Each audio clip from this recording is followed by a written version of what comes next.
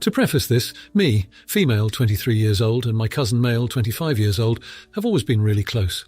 We are both only children and grew up 3 houses down from each other. When we were younger, we started this tradition of having movie marathons once a month because we're both huge nerds. Today, we live about an hour away from each other in different cities, but we've kept up with our tradition. We take turns holding a movie marathon day and night, and this time it was my cousin's turn to host it. My cousin lives in a 3-room apartment with his girlfriend, female, 26 years old, and I've always gotten along with her as far as I'm aware. This would be the first time she was home during one of our marathons, but I didn't mind if she joined us. Like I said, I thought we were good. It was that time of month for me, but I didn't think much about it. I had pads with me and I had my own bedding at my cousin's place, as well as a towel to sleep on in case of an accident. I usually sleep on the couch in my cousin's office when I visit, so no big deal. The day went great. We had decided to watch some Star Trek, but his girlfriend would check in on us from time to time, although she stated that she wasn't a fan of sci-fi. The morning after, I was woken up by yelling and quickly got up to see what was going on. Turns out the girlfriend had found one of my used pads in the bathroom trash can, and she wasn't happy about it. She came at me quite aggressively and asked why I hadn't told her that I was on my period, and how gross it was that I just threw my pads in the trash. Now, I'm not the most zen person, so I did raise my voice at her and asked her what the frick she was talking about and why it was such a big deal. She started crying, and even though my cousin didn't ask me to, I felt I should leave. I took an early train home, and now I'm sitting in my apartment getting bombarded by messages. I've gotten some harsh texts from the girlfriend's friends, and even a couple of family members telling me I should have told her I was on my period, and I was a jerk for yelling at her and making her cry. I've been known to be pretty ignorant when it comes to social cues and norms, so I might be completely wrong in this. But I wanted to get some opinions from some strangers on the internet before I do any apologizing. So, am I the idiot? Update. I talked with my cousin and he explained what happened before I woke up. Apparently his girlfriend had asked him if he knew I was on my period because she had seen my pad in the trash can. Yes, I wrapped it up before throwing it away. My cousin said something like, "Oh, that's why I hogged all the chocolate. We should have some painkillers if she needs them, but knowing me, she probably brought a whole pharmacy with her." This set his girlfriend off. Apparently she asked him why he was okay with that and why he was so casual about it. He replied that it's not like it's something weird and unnatural. That's when she started screaming and when I came out. Some more info. 1. Her friends contacted me through Facebook Messenger, so they don't have my number. 2. The trash can had a lid on it. 3. The family members that reached out to me about the situation aren't people I'm very close to. 4. My cousin's at work right now, but he said he will have a discussion with his girlfriend once he gets home and get back to me later. Update 2. First things first, holy shoot, I did not expect this many people reading this, and even though I can't read every comment, I really appreciate it. So, some of you in the comments already pointed it out, but it wasn't really about me having my period. The girlfriend confessed she was jealous of our movie marathons and that she thought it was childish. Apparently she also somehow convinced herself I was hooking up with my cousin in some way, which, some of her friends had pointed out how weird it was for me and my cousin, a man and a woman, to meet up that often and spend the night together. I'm not really sure what she was smoking because, first of all, we're cousins, and second of all, she has met my current girlfriend. Yes, folks, I'm 100% a homosexual, so even though I can admit my cousin is quite a catch, I'm not interested in that kind of fish. I'm not really sure what she hoped to achieve by bringing my period into it, but she and my cousin had a huge fight, and she left to stay with her parents for a while. My cousin assured me our monthly movie marathon nights would continue, but he needed some time to sort himself and this situation out. P.S. I sent him a link to this post so he could read the comments. Some more info. 1. English is not my first language, so yes, there will be some spelling errors. 2. I get it now that I wasn't a jerk, but I have autism and ADHD. I've made some major mistakes with social cues and norms in the past, and it always makes me really nervous and insecure when people say I did something wrong. 3. Everyone who sent me a bad message about this situation has been blocked because, unlike them, I don't have time for their shoot. Now, for a few comments before the update. Comment 1. WTF, were you supposed to be isolated in your tent with the red rag by the flap or something, instead of watching a Star Trek marathon? Indeed, what was she going on about? Of course you threw your pad in the trash can, that's where it goes. Even if you didn't wrap it in some tissue and it was placed in the bathroom refuse like a cherry on top, and there is no indication at all that it was, and that would have been kinda gross, there is no call to be awakened by yelling about it. WTF, the woman needs to get a grip. Not the idiot, but a hasty retreat from the yelling and crying GF did seem in order. And WTF, her flying monkeys are bombarding you with texts that you should have told her that you were on your period. In what civilized world would that be any of her damn business? Nobody has ever told me there is an unspoken rule that I would ever need to inform my host or anybody else if it was my time of the month. I thought maybe you had bled on the sofa or something. OP, you are fine. The rest of the people in this situation are not. Comment 2. Nobody other than the person I'm in a relationship with shares this sort of information with me, like ever. And my understanding is that the little bin in the bathroom, where I throw away used toothpaste tubes and other bathroom refuse, is primarily for women's sanitary products, as they don't flush. That is its purpose. If I had a guest and they left a sanitary product on top with the lid off and it grossed me out, I would empty the trash and never mention it because I'm a decent member of society and period shaming is unacceptable by at least a century. Your problem is, your cousin's girl does not like you. She has found a way to object to you without admitting what lame, jealous nonsense is actually eating her up. Tell ye flying monkeys that your culture gave up period huts several generations ago. It is considered rude in your culture this century to ask women about their menstrual cycle, and that the yelling was done by her, and they are very much on the wrong side of this argument. Comment 3. Okay, I'm not exactly up to speed on what girl code or female etiquette entails, and maybe this is just my male brain not understanding, but somehow it never once in my over 30 years of existing crossed my mind that it would be considered normal or expected to greet someone with, "Good afternoon, how do you do?" Oh, so you're aware I'm on my period right now. I mean, I've had girlfriends tell me before, but that was concerning a specific context that was a little bit more than just staying overnight for a movie marathon. Not the idiot now for the update. It was awkward. Our monthly movie marathons were on pause, and I genuinely missed hanging out with my cousin. Here's where it gets surprising. His girlfriend actually reached out to me. She sent me a long message where she apologized for her behavior. She admitted she was struggling with some major insecurities and that her reaction was out of line. She confessed that she'd started therapy to work on these issues and that she realized her actions had hurt not only me but my cousin as well. She asked if we could meet up and talk it out in person. I was hesitant, but I agreed. After all, everyone deserves a second chance, right? We met at a local coffee shop and it was actually really nice. She was sincere in her apology and we ended up talking for hours about everything and nothing. It turns out we have a lot in common, and her jealousy wasn't about me specifically, but about feeling left out. Fast forward a few months and things have dramatically improved. My cousin and his girlfriend are doing better than ever. It seems like working on her issues has improved their relationship too. And get this, she even joined us for one of our movie marathons. It was a bit awkward at first. Everyone was treading lightly, but by the end of the night we were all laughing and joking like no drama ever happened. As for the family and friends who sent those negative messages, some have reached out to apologize after hearing about the positive turn of events. Others remain blocked because, well, life's too short for that kind of negativity. Most importantly, my cousin and I have picked up our movie marathon tradition again, and now, once in a while, we have an extra person on the couch, cheering on our favorite characters and sharing in our inside jokes. It's a small change, but it feels like a big step forward for all of us. Now for the comments. Comment 1. Not the idiot for giving your cousin's girlfriend a chance to make amends and including her in your movie marathons. It's commendable that you were able to see past the initial conflict and recognize her efforts to improve herself by seeking therapy. By extending forgiveness and showing a willingness to move past the previous disagreements, you've fostered a more inclusive and understanding family environment. It also seems like your cousin's relationship has benefited from this, which is a positive outcome for everyone involved. It's a mature approach to recognize that her previous behavior was influenced by her insecurities and not hold it against her indefinitely. The fact that some family and friends have apologized shows that they too have come to see the situation in a new light, which is a testament to your leadership in reconciliation. Comment 2. Not the idiot for working towards resolving the tension with your cousin's girlfriend and helping her integrate into the family dynamic. It takes empathy and strength to open up a dialogue after a period of silence, and it's impressive that you both took the time to understand each other's perspectives. The situation highlights the importance of communication in overcoming misunderstandings and the significant role that mental health can play in interpersonal relationships. Your story serves as a reminder that with effort and patience, relationships can heal, and it's possible to turn a negative situation into a positive one. It's also noteworthy that you didn't pressure the others who had sent negative messages to apologize, allowing them to come to that decision on their own, which is a respectful and non-confrontational approach. Comment 3. Not the idiot for choosing to accept your cousin's girlfriend's apology and making an effort to include her in family traditions.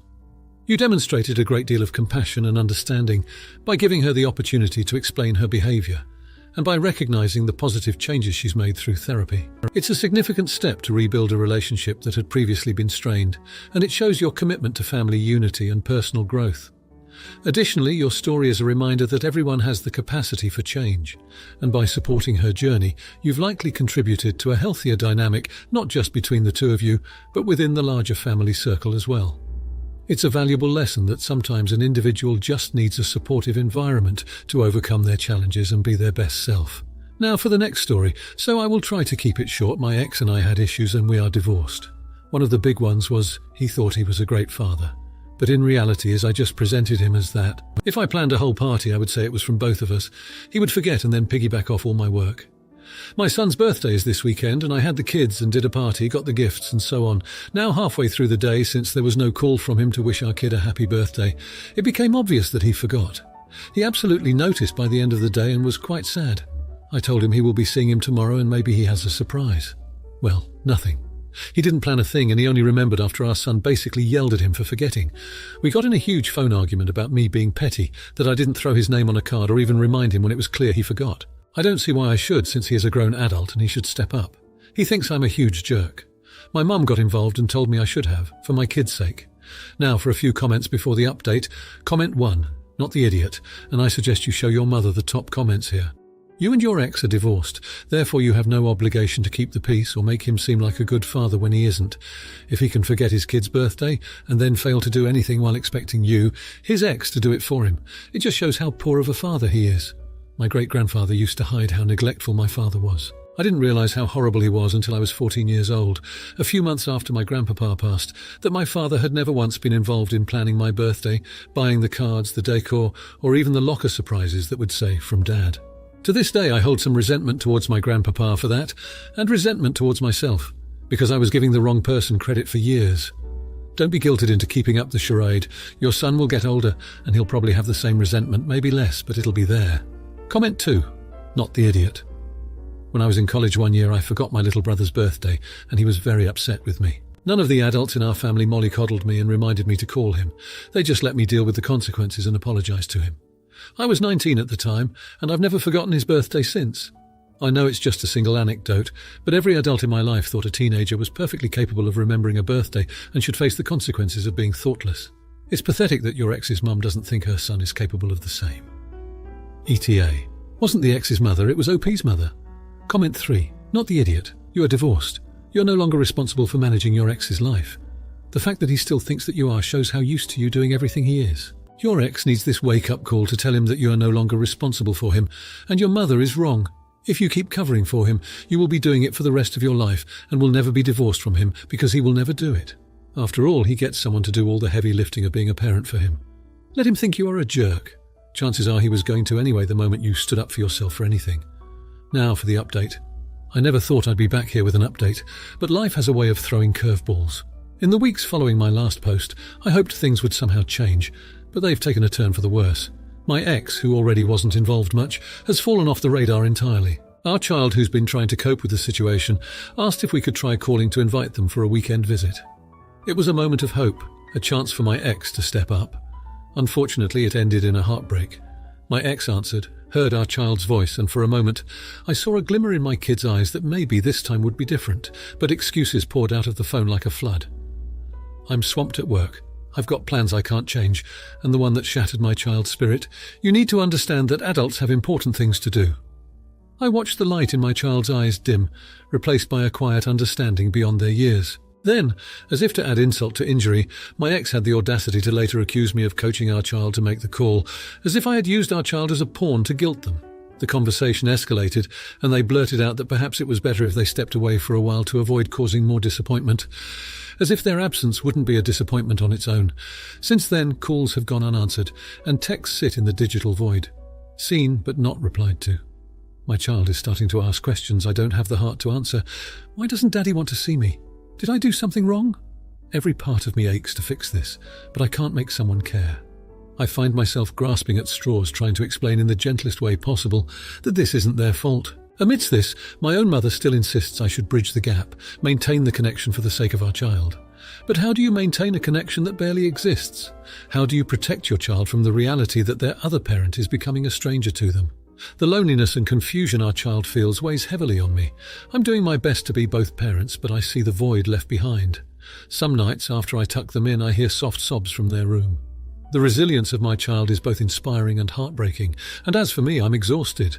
Exhausted from trying to compensate for an absence I have no control over. Exhausted from trying to be strong when I feel anything but, and exhausted from holding back tears when I see old photos of happier times. I'm trying to keep it together, but there are moments when I'm afraid I'll crumble. I wish I had better news to share, but this is our reality right now. I'm holding on to hope that one day my ex will realize what they've lost and make an effort to be present. But for now, I'm focused on being the best parent I can be, even if it means doing it alone. Now, for the comments. Comment 1. Not the idiot. Your dedication to your child's well-being and emotional health is commendable. You're in a very tough spot, trying to balance your child's hope to have a relationship with their other parent against the reality of their lack of involvement. It's clear that you're trying to do what's best for your child, and that includes not speaking ill of their other parent, despite the hurt and disappointment you both feel. It's unfortunate that your ex is accusing you of manipulation when you're simply trying to facilitate a relationship between them and your child. You're doing all you can to be a supportive parent, and it's not your fault that your ex is choosing not to be involved. Your mother's advice to keep a connection is well-intentioned, but it takes two to maintain a relationship. It's not fair for you to carry all the emotional labor and manage your child's expectations alone. It might be helpful to seek out a counselor or therapist who can help you and your child navigate these complex emotions and the difficult reality of the situation. Comment 2. Not the idiot. The situation you're describing is heartbreaking, and it sounds like you're doing your utmost to protect your child from the pain of an absent parent. It's important to remember that you can't force someone to be a parent if they're not willing to step up to the plate. Your ex's behavior is irresponsible and hurtful, not only to you but more importantly to your child. It's clear that you've tried to keep the door open for them, but there's only so much you can do. The accusation of manipulation is baseless and seems to be a deflection of their own guilt for not being present. While it's important for children to know their parents, it's equally important for them to have stable and reliable figures in their lives. If your ex is unable to provide that, it might be healthier in the long run to adjust expectations and focus on the family and friends who do show up consistently for your child. Remember that a healthy single-parent household can be far more nurturing than a two-parent scenario where one is disengaged or unreliable. Comment 3. Not the idiot. Your situation is an incredibly difficult one, and it's clear that you are doing everything within your power to be a rock for your child in the face of your ex's neglectful behavior. It's natural for you to feel a mix of disappointment and protectiveness when your ex fails to show up time and again. The reality is that you cannot control your ex's actions, only how you respond to them. Your ex's accusations of manipulation are not only unfounded, but also add insult to injury, given the context. It's crucial, though, that you take care of yourself amidst this turmoil. You can't pour from an empty cup. Seeking support from friends, family, or a professional could help you process your feelings and prevent burnout. As you focus on being the best single parent you can, remember that your child will grow to see and appreciate the love and stability you provide, which is ultimately what will shape their understanding of family and commitment. Now for the next story. My wife passed away 3 years ago and she owned really expensive jewellery. In total, I would think it cost more than $100,000. A lot is passed down and she would save for years to buy an expensive piece. My daughter, who is 27 years old, is bad with money. She works on commission, so her cash flow is different each month. One month she makes a ton and the next she is broke and sells what she bought last month. She will spend all her money and then have to sell to make ends meet next month. I have tried to get her to be responsible with money, but she is an adult and there isn't much I can do. I have watched this dance for years. She called me up and asked when she can take her mum's jewellery. I told her I would prefer to keep it at my home. This started an argument about how I am not using it. I told her she will never get her jewellery unless she changes. That I would prefer to keep it in a box, then let her sell it when she messes up her money again. She called me a jerk and my wife's family is getting involved. Edit, since it was asked a lot, everything went to me when she passed. Daughter has no claim on them and I would hand them over if she wouldn't sell them. Now for a few comments before the update. Comment 1. Not the idiot. As per your earlier comment, it's all in your name. You have every right to have your say. I'm sure there is a lot of sentiment attached to your wife's jewellery, and your daughter doesn't appear to be, at least presently, the type to appreciate it for what it is. Don't let anyone persuade you otherwise. If your daughter gets her hands on any of it, it's going to be gone and sitting in a pawn shop somewhere. Comment 2. Not the idiot. The jewellery clearly has meaning to you and your daughter has proven to be a liability. I view this the same as if she was an addict. She'll likely plan or sell the jewellery regardless of how you feel. It's also a substantial gift to give. Tell her the jewellery can be hers when you pass for the time being, but regardless of if it's being used or not, it's yours to do with however you see fit. Comment 3. You're absolutely correct by not giving it to your daughter. Please do not cave into outside pressure. The odds of her selling your wife's sentimental jewellery are pretty high. Is she your only child? I would wait and see if she finally grows up and takes her financial responsibility seriously. If not, I would give the jewellery to any future grandchildren. Now, for the update. I wish I could say things have gotten better, but they haven't. About a week after my last post, my daughter lost her job. She said it was due to layoffs, but I can't help but think her performance and money issues played a part. Either way, she didn't have any savings to fall back on, and the calls started coming in.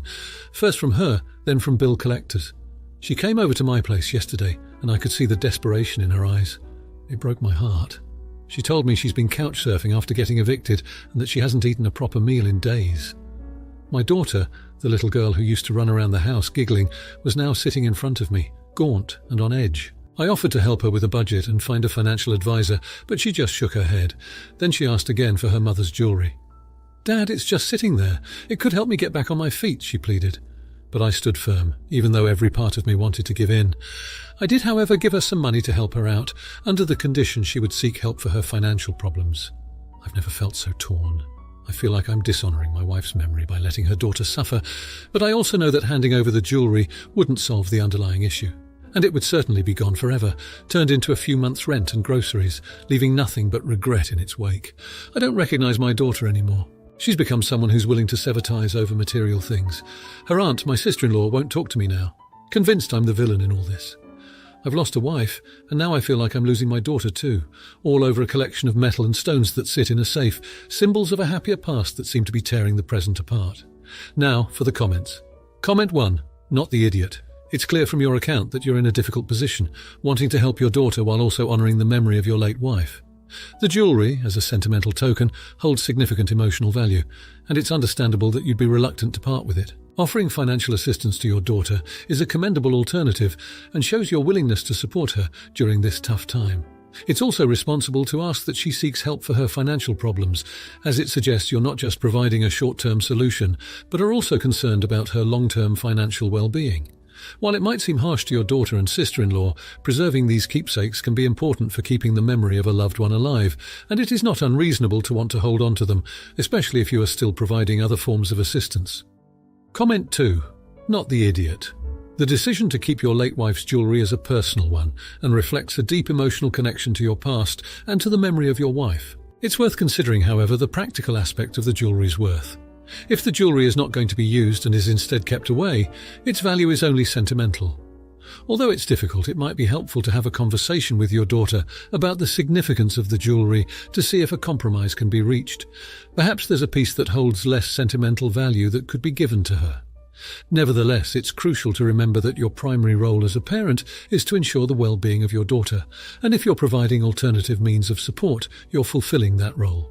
It's also important to address the underlying issue of your daughter's financial management, as this will empower her to make sustainable changes in her life. Comment 3. Not the idiot. You are faced with a tough decision, but your response was compassionate and considered, showing a balance between emotional and practical concerns. The jewellery is more than just an asset. It's a part of your family history and your connection to your wife. It's reasonable to want to preserve it for its sentimental value and as a keepsake for future generations. Your offer to provide financial assistance to your daughter is generous and shows that you are not leaving her without options. The rift that this situation is causing is regrettable, but it's also an opportunity for open dialogue within the family about the importance of both emotional and financial inheritance. It may also be a chance to discuss the sentimental value of family heirlooms, ensuring that all parties involved understand the full weight of what is at stake when considering selling such items.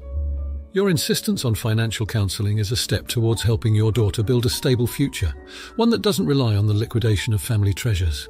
If you like this video, you'll probably like these too. Also, while you're here, please consider subscribing. It's your support that keeps this channel alive and allows me to make better and longer videos. Have a great day.